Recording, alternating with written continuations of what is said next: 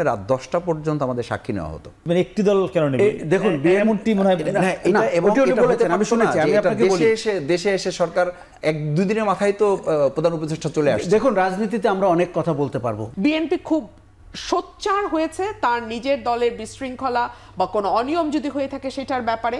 BNP এবং অন্তর্বর্তী সরকার London থেকে যৌথ বিবৃতি দিয়েছে, তা নিয়ে আপনারা একটু অসন্তোষ মনে হচ্ছে। আপনারাও বিবৃতি দিয়েছেন, এর বিরুদ্ধে কেন? কি সমস্যা কোথায়? সমস্যা কোথাও না, সমস্যাটা হচ্ছে দৃষ্টিভঙ্গিগত বিষয়টা। আমাকে, আপনাকে, সাধারণ মানুষকে কিন্তু অ্যাকোমোডেশনের মধ্যে রাখতে হবে। এটা সরকার এবং রাজনৈতিক দলগুলোর দায়িত্ব। সেই জায়গাটা আপনি একটু খেয়াল করেন যে জামাতের অবজারভেশনটা কিন্তু ডেট নিয়ে না। জামাত বরাবরই বলে আসছে যে ইলেকশনটার জন্য বিচার সংস্কার, জুলাই সনদ এগুলো গুরুত্বপূর্ণ।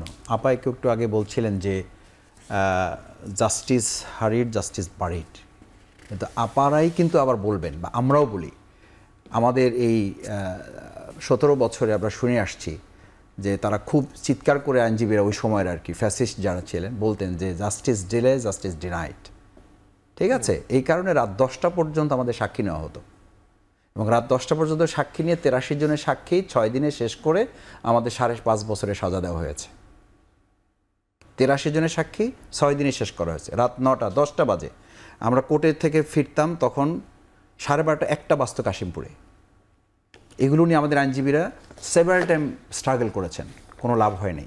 বলা হতো যে দ্রুত এসব সন্ত্রাসীদের রায় কার্যকর করতে হবে।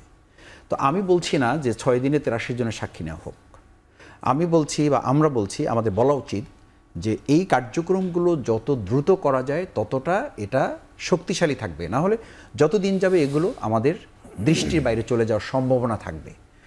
দ্বিতীয় হচ্ছে যে ডেট নিয়ে যেটা বলছি যে আমাদের ফেব্রুয়ারি এবং এপ্রিল, এটা 2 মাসের একটা মাঝখানে ডিস্টেন্স। এটা পরীক্ষা, বর্ষাকাল, এই সমস্ত রমজান, এই সমস্ত বিষয় নিয়ে কিন্তু জিনিসটা আসছে। সুতরাং ডেট সংক্রান্ত প্রশ্ন না, প্রশ্নটা হচ্ছে, আমি একটা কথা খুব সিম্পলি বলি, যেমন আমরা ইউনিভার্সিটিতে 2 দলের সাথে কোনো ঝামেলা হয়েছে, ছাত্রদল, ছাত্রলীগ, শিবির, ভাইস চ্যান্সেলর প্রোগ্রাম ডেকেছে, ওকে, তো 3 দল বা 2 দলের সাথে আমাদের মিটিং হয়েছে। মিটিংয়ের মধ্যে সে বললো যে ঠিক আছে, এবার মিটিং আমাদের শেষ হয়ে গেল। তো কি হবে তখন? হবে এটা যে ছাত্রদলের মতো একটা ব্রিফ করবে সাংবাদিকদের, শিবিরের মতো একটা ব্রিফ করবে, প্রশাসন তার মতো করে একটা ব্রিফ করবে।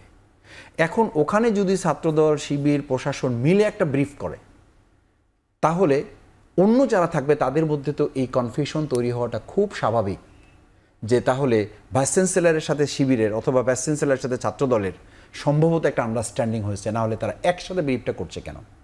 আর এটা তো বাংলাদেশের রাজনীতিতে এটা শুধু ব্যত্যয় না, বোধহয় ব্যতিক্রমই বলতে হবে, যে একটা সরকার এবং একটা রাজনৈতিক দল। আমাদের বাংলাদেশে তো বহু ডায়লগ হয়েছে, বহু সংলাপ হয়েছে। কোনো সংলাপে কি আমরা খেয়াল করেছি যে সরকার এবং কোনো একটা রাজনৈতিক দল অথবা সরকার এবং সব রাজনৈতিক দল মিলে কোনো একটা ব্রিফ হয়েছে? হয় নাই। আচ্ছা, আমি একটু আপনাকে থামাই 30 সেকেন্ডের জন্য। আমি আবার সরাসরি আশরাফ ভাইয়ের কাছে। আশরাফ, এটা কি কোনো সমস্যা দেখেন কিনা আপনি? আমি কোনো সমস্যা দেখি না, এবং দেখুন, রাজনীতি হচ্ছে একটি প্রবহমান নদীর মতো, সেখানে অনেক ঘটনা ঘটবে যেটি অতীতে ঘটেনি। আমি বলবো লন্ডনে যেটি হয়েছে তার 1-1.5 মাস আগে বাংলাদেশের যে অস্থিতিশীলতা আমরা দেখেছি, বিশেষ করে নির্বাচন কবে হবে, দেখুন, নির্বাচনই তো গণতন্ত্রের মাত্র প্রাথমিক ধাপ। সেটি নিয়ে যদি আমরা পর্যুদস্ত হয়ে যাই, তাতেই যদি জাতি বিভক্ত হয়ে যায়, তাতে যদি ফ্যাসিবাদী শক্তি আবার ফিরে আসার শক্তি ফেরত পায়, তাহলে তো এটা দুর্ভাগ্যজনক হচ্ছিল। অন্তত নির্বাচনের দিন তারিখ বা মাসটি যদি ঠিক হয়, বাকি বিচার সংস্কার, এবং শুধু তাই না, আমরা কিন্তু এখানে মানুষের অধিকারের ব্যাপারটিও নিশ্চিত করতে চাই। নারীদের প্রতি যে সহিংসতা হচ্ছে বা হয়েছে, সেটির ব্যাপারেও রাষ্ট্রকে সিদ্ধান্ত নিতে হবে। তারা বলছে যে সেই মানে সিদ্ধান্তটি শুধু মানে একটি দল কেন নেবে? দেখুন, এমনটি মনে হয় আমি শুনেছি, আমি আপনাকে বলি, দেশে এসে সরকার 1-2 দিনের মাথায় তো প্রধান উপদেষ্টা চলে আসে। দেখুন, রাজনীতিতে আমরা অনেক কথা বলতে পারবো, বিশেষ করে প্রতিদ্বন্দ্বিতা রাজনীতিতে। জামাতে ইসলামী বিএনপির এখন প্রতিদ্বন্দ্বিতার সম্পর্ক, এনসিপিরও এই 2টি দলের সাথে প্রতিদ্বন্দ্বিতার সম্পর্ক। এখন বিবৃতিটি যৌথ হবে না একক হবে, বিবৃতিটি লন্ডনে হবে না ঢাকায় হবে, আপনি এগুলো বলতেই পারবেন, আপনারও কিন্তু যুক্তি আছে হয়তো, কিন্তু এটি ইতিবাচক হয়েছে কি হয়নি এইভাবে দেখেন।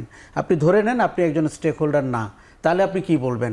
আমার কাছে যেটি ভালো মনে হয়েছে, রাজনীতি গুণগত মানে একটি পর্যায়ে উপনীত হয়েছে। আগামীতে আমরা হয়তো এ থেকেও আরও উত্তরণ ঘটতে দেখতে চাই।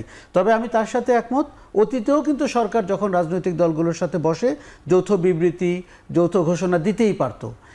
এইবার নিশ্চয়ই কারো মাথায় বিষয়টি এসছে বা দুই পক্ষের মাথায় এসছে।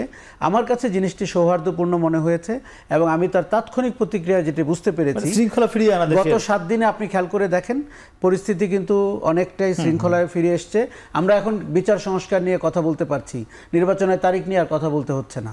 হ্যাঁ, সেটাই মানে বিষয়টি যে যেহেতু বিএনপি রোডম্যাপটা বারবার চাচ্ছিল, একটা দ্বারা এপ্রিল মানছিল না। আমি বলছি যে এই ডেট প্রবলেম না, প্রবলেমটা হচ্ছে দুটো জায়গায়। একটা হচ্ছে এটা এত তড়িঘড়ি এত তাড়াহুড়োর প্রশ্নটা কেন হচ্ছে, মানে যে ওখানেই একটা প্রেস ব্রিফিং করে এক টেবিলে বসে, যার পদত্যাগ বিএনপি কয়েকদিন আগে চেয়েছিল, সেই লোককে নিয়ে আমাকে ওখানে একটা প্রেস ব্রিফিং করতে হলো কেন? এবং সেই জায়গাটা কি সুন্দর হতো না? আমি বলছি যে মত দ্বিমতের প্রশ্ন যেটা আশরাফ কায়সার ভাই বলেছেন, দ্যাটস গুড, কিন্তু সুন্দর প্রশ্নটা তো আমরা চাচ্ছি। সেই সুন্দরটা কি এটা হতো না যে দেশে এসে আবার একটু কৌশলগত কারণে রাজনৈতিক দলগুলোকে একটু চা খাওয়ার কথা বলতো, ডাকতো, কয়দিন লাগতো? 2 দিন লাগতো। এই কথাটা 3 দিন একটু আমাদের একটা সেন্টেন্স বলি। আশরাফ কায়সার ভাই যেটা বলেছেন যে 7 দিন আমরা কি দেখছি, 7 দিন কিন্তু আমরা এটাও দেখছি, এই ডিক্লারেশনের পরে রাজনৈতিক অঙ্গনে যারা মাঠ পর্যায়ের কর্মী হিসেবে কাজ করছেন তাদের মধ্যে কোনো একটা জায়গায় এই স্ট্যাটাসটা তৈরি হয়েছে যে আমরা অলরেডি বিজয় হয়ে গেছি, সুতরাং এখন আমি যা খুশি তাই করব। সেই কথা কিন্তু বলা হচ্ছে, ওসিকে বলা হচ্ছে, ডিসিকে বলা হচ্ছে যে আমাদের কথা মতো ডেট হয়ে গেছে, সো এখন আমাদের কথা শুনতে হবে, আমাদের কথা না শুনলে থাকতে পারবেন না। আমি তো মনে করি এই জায়গাটা প্রশমিত করার জন্য নিজ দলের পক্ষ থেকেও এই উদ্যোগটা নেওয়া উচিত ছিল। ওনাদেরই বলতে হতো বা বলতে পারলে ভালো হতো যে দেশে ফিরে রাজনৈতিক দলগুলো একটু ডাকেন, কথা বলেন, এইটাই ঠিক থাকবে। জাস্ট এই কথাটা তাদেরকে মেসেজটা কনভে করেন যে আমরা এপ্রিলে ছিলাম, আমরা ফেব্রুয়ারিতে আসতে চাই। শুধু একটি লাইন যোগ করি, এই লন্ডন বৈঠকের পরে যদি এরকম প্রতিক্রিয়া হয় মাঠ পর্যায়ে, গত 8 মাসে মাঠ পর্যায়ে কি প্রতিক্রিয়া হয়েছিল? এই প্রতিক্রিয়া হয়েছিল যে বিএনপিকেও মাইনাস করে দেওয়া হচ্ছে। এখন নব্য শক্তি বাজারে চলে এসছে, তারা মানে যৌবন ফিরে পেয়েছে এবং বিএনপিকে কিছুটা বিযুক্ত রেখে কেউ কিংস পার্টি গঠন করেছে এবং কারো আধিপত্য প্রশাসনে বেড়ে গেছে। এই প্রতিক্রিয়াও কিন্তু আমরা মাঠে দেখি। শুনে বিএনপি চুপ করে বসেই আছে, আমাকে সুযোগ দেওয়া হচ্ছে না, আমি আপনাকে ইশারা করছি তাও সুযোগ পাচ্ছি না। দেখুন, বলা যায় মাসুদ ভাই যেটা বলেছেন সেটা নিশ্চয়ই বলা যায় যে এটা কি হলে সুন্দর হতো, কিভাবে বললে আরেকটু বেশি মানে পলিটিক্যালি কারেক্ট হতো বলা যায়।